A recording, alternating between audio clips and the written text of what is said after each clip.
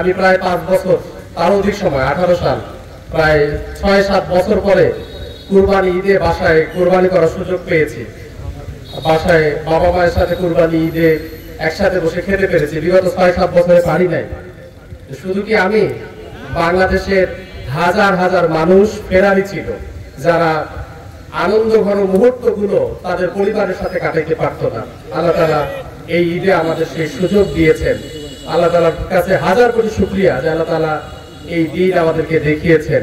আল্লাহ রাব্বুল আলামিন আমাদেরকে যে বিজয় দিয়েছেন, এই বিজয় হলো আমাদের জন্য সাময়িক বিজয়।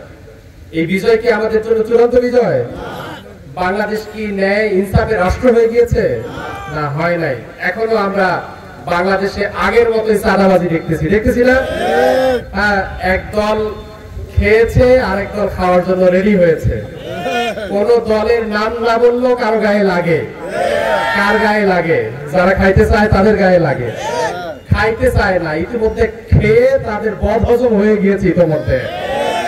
সংগ্রামী উপস্থিতি, আমরা এখনো স্বাধীন হই নাই, এখনো মুক্ত হই নাই। আমরা এখনো জুলুমের বাইরে, হাসিনার ফ্যাসিজম থেকে বের হয়েছি, সত্যিকার অর্থে জুলুম থেকে আমরা বের হই নাই।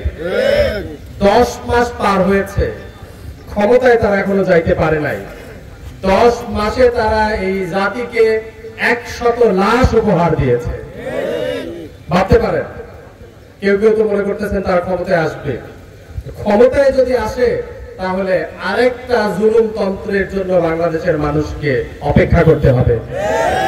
জুলুমের অধীনে যাব নাকি আমরা জালেমদেরকে রুখে দেওয়ার জন্য ভূমিকা পালন করব?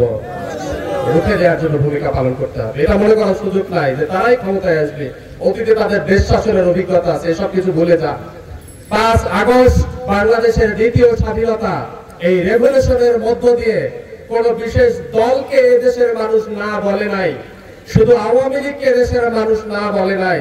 5 আগস্টের 2000 শহীদ, 40,000 গাজী, শত শত বিগত 17 বছরে জুলুমের শিকার হওয়া শত শত হাজার হাজার লক্ষ লক্ষ মানুষ জালেমকে না বলে দিয়েছে, জালেমদেরকে না বলে দিয়েছে।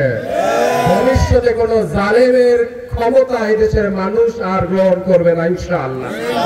জুলুমবাজকে রুখে দিতে হবে। কোন দলের প্রতি আমাদের শত্রুতা নাই, কোন দলের সাথে আমাদের দুশ্মনী নেই। আমরা বলি না যে সেই দল আমাদের দুশ্মন, ওই দল আমাদের দুশ্মন, এ পার্টি আমাদের দুশ্মন, বি পার্টি আমাদের দুশ্মন, আমরা বলি না।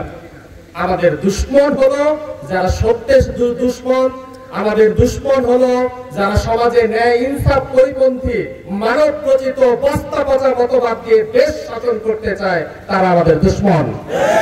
আমরা তাদের বিরুদ্ধে লড়াই করব। তোমরা যে নামেই আসো না কেন, আমরা তোমাদের বিরুদ্ধে দেশের ইসলাম প্রিয় দেশপ্রেমিক নাগরিকদেরকে সাথে নিয়ে তোমাদের বিরুদ্ধে আমরা সংগ্রাম অব্যাহত রাখবো ইনশাআল্লাহ।